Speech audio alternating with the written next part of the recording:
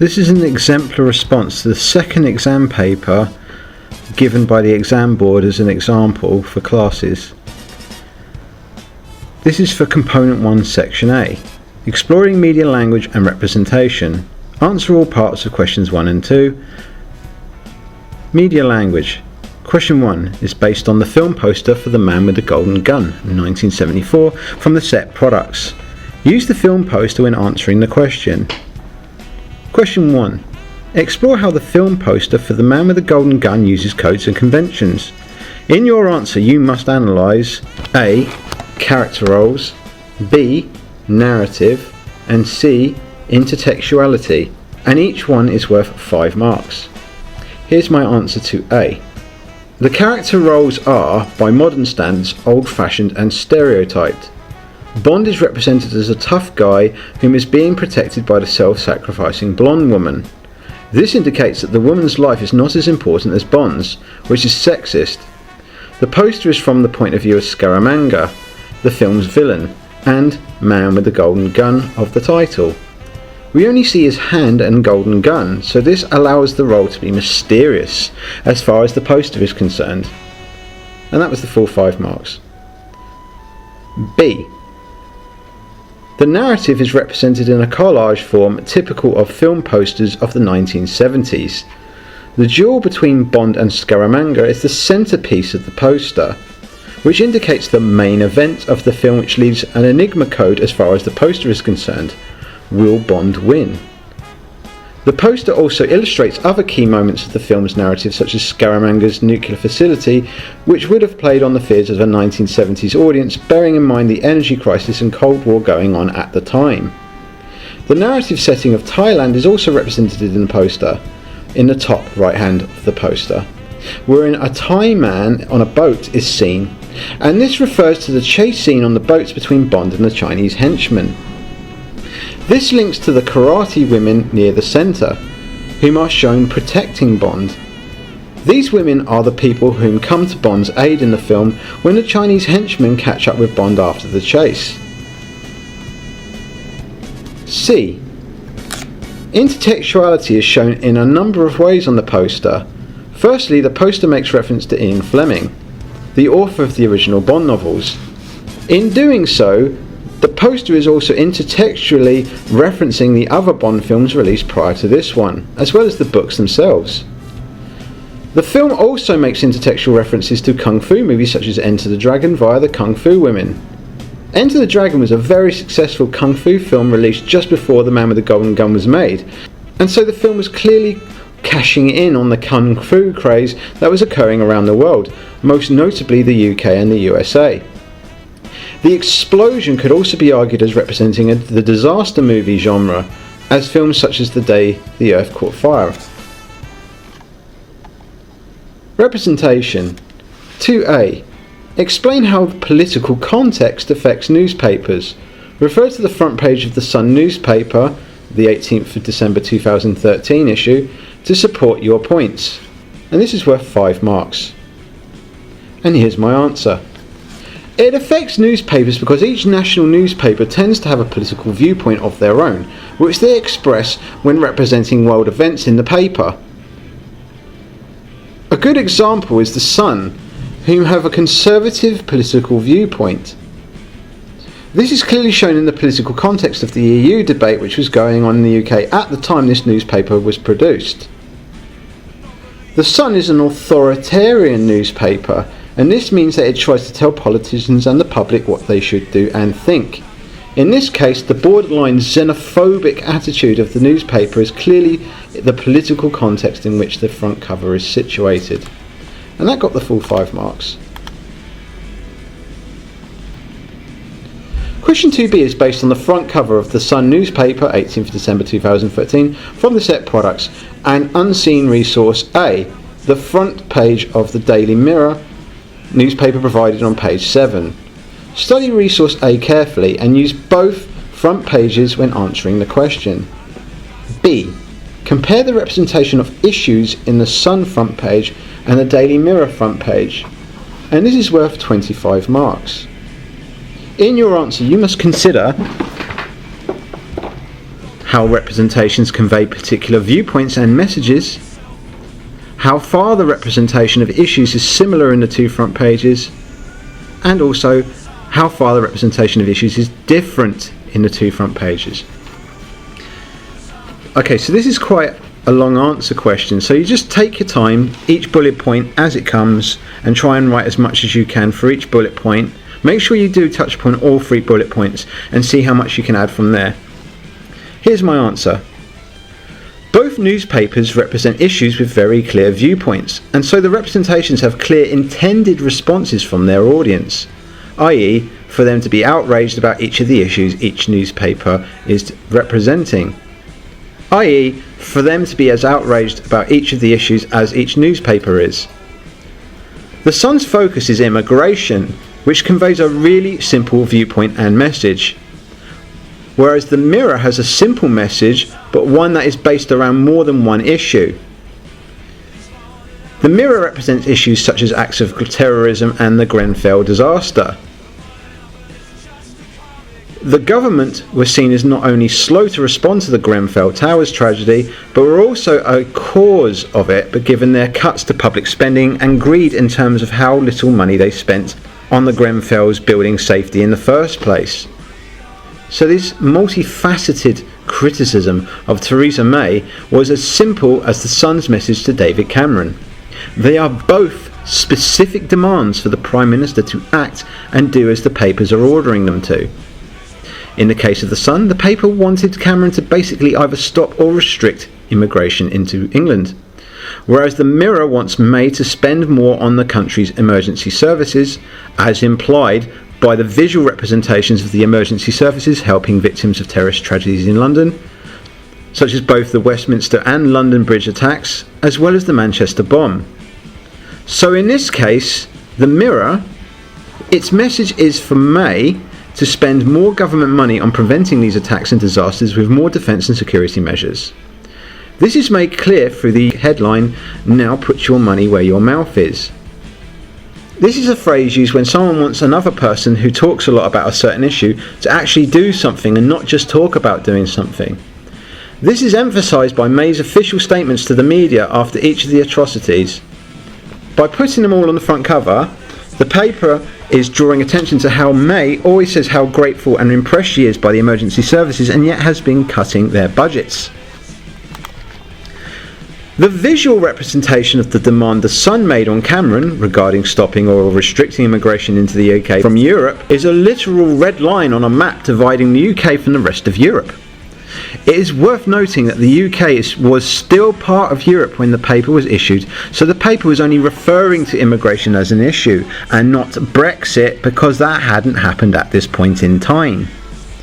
This visual representation is as metaphorical as the Mirror's headline, because to draw a red line through something, or to say "that's my red line," is a figure of speech used when someone is saying that essentially all discussion and actions will be stopped if conversations or actions go beyond that red line. Red is a symbolic colour with connotations of danger and or warning, which was the case since the Sun's red line in political terms was for the Cameron to get the rest of Europe to agree to reduced immigration from other EU countries into the UK or else leave the EU. Another key difference is that whilst the Sun is a conservative newspaper, the Mirror is, by contrast, a liberal left-wing newspaper. The left are concerned with making sure money is spent on public services and basically anything that will help people in society. By contrast, the right believe that the government's role is to not interfere in people's lives, and that they should have freedom but also personal responsibility for themselves and how they live their lives. We can see leftist views clearly on the Mirror's front page, because it is making a very explicit demand for May to spend more on public safety. The Sun is a little bit more contradictory in terms of its politics and its message on its front cover.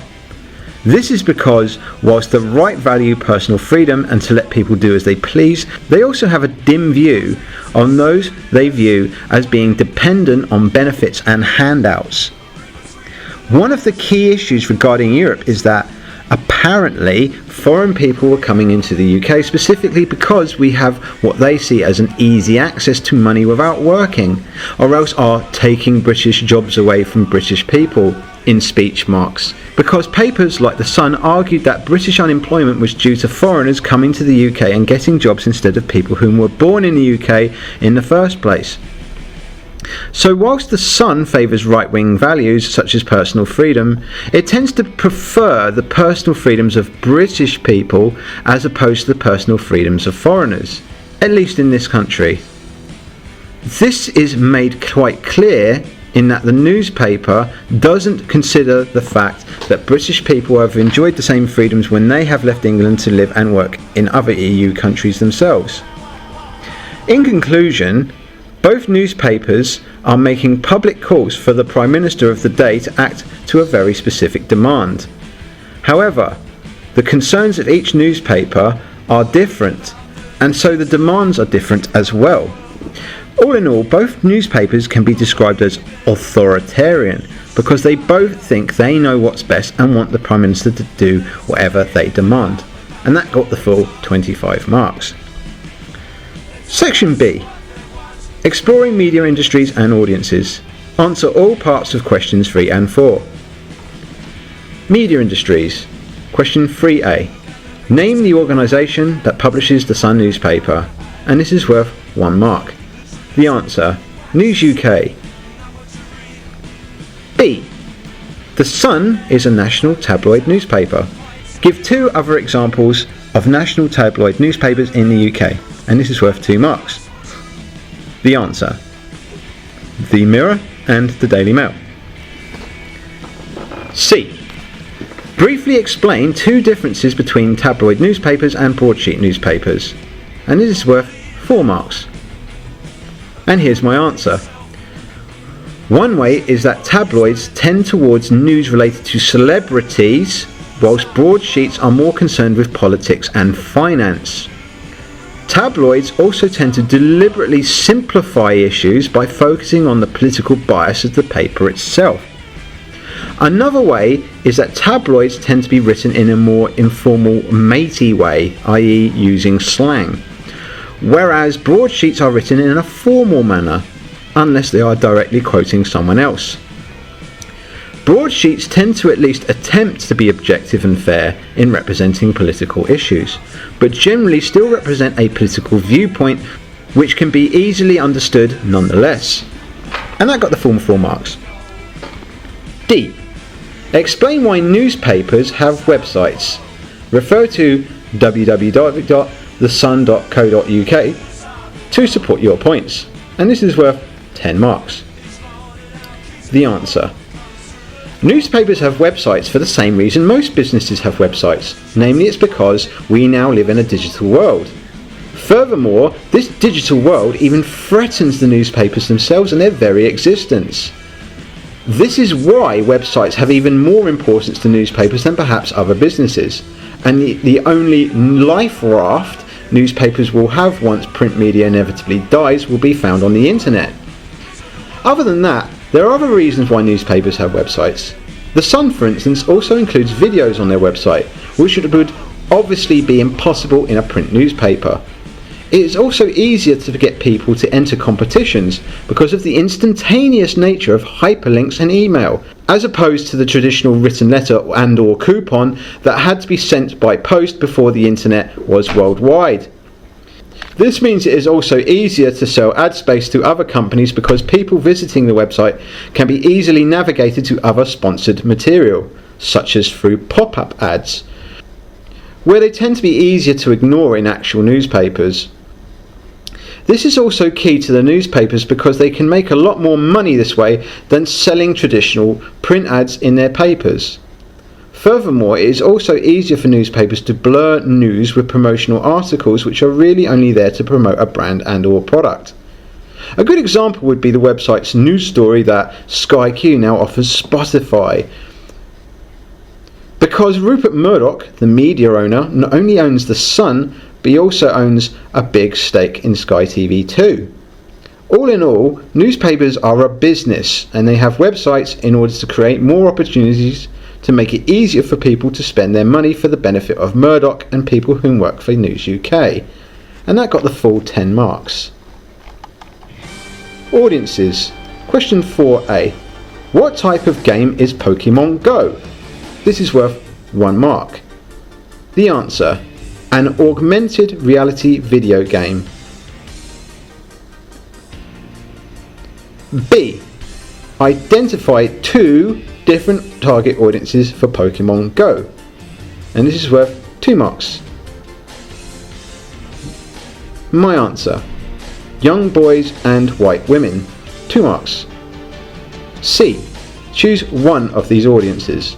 Briefly explain 2 marketing strategies the producers of Pokemon Go have used to target this audience. And this is worth 4 marks. And here's my answer. Young boys have been targeted via tweets, which involves ads and articles related to Pokemon Go to be seen and spread by them. This is because young boys tend to embrace technology and communication very fast, and so they are perhaps the biggest yet unknowing unpaid marketeers Pokemon Go had. There is also a dedicated Pokemon YouTube channel because YouTube tends to be watched more by young boys than traditional media platforms such as TV. Both the Twitter and YouTube platforms are invaluable marketing strategies because it allows the creators of Pokemon to analyse data associated with views on YouTube and retweets on Twitter from their primary audience of young customers. This they can then use to sell more products to these young boys and their parents through pester power. In question 4D, you will be rewarded for drawing together knowledge and understanding from across your full course of study, including different areas of the theoretical framework and media contexts. 4D.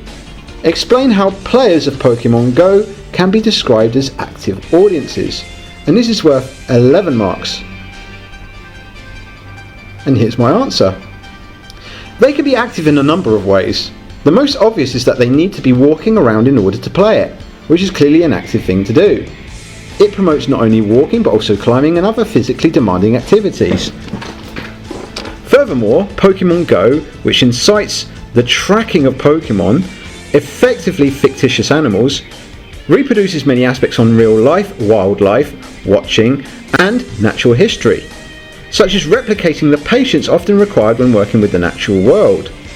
The facts and stats about the Pokemon could also encourage users to engage similarly with real-world species with the same amount of energy and curiosity.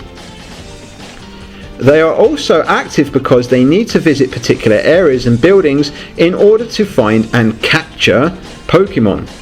So this means they are being active because they may also learn about different historical locations and buildings, at least indirectly, whilst getting a Pokemon there too. In the current Pokemon Go gameplay, the main physical activity promoter is the egg hatching activity, which consists of walking several kilometers to be able to hatch eggs and obtain new Pokemon creatures. This obviously promotes active audiences too. Finally, Pokemon Go has been praised for its social dimension. Users spontaneously gather at physical locations designed as quote-unquote gyms in the virtual Pokemon Go world. Not only that, it can mean that people team up looking for Pokemon, but then continue being active together in other pursuits too, such as swimming or football. All in all, Pokemon Go encourages both physical and mental effort, so requires a very active audience if that audience hopes to do well in the game. And that got the full 11 marks. And that's the end of that particular exemplar paper.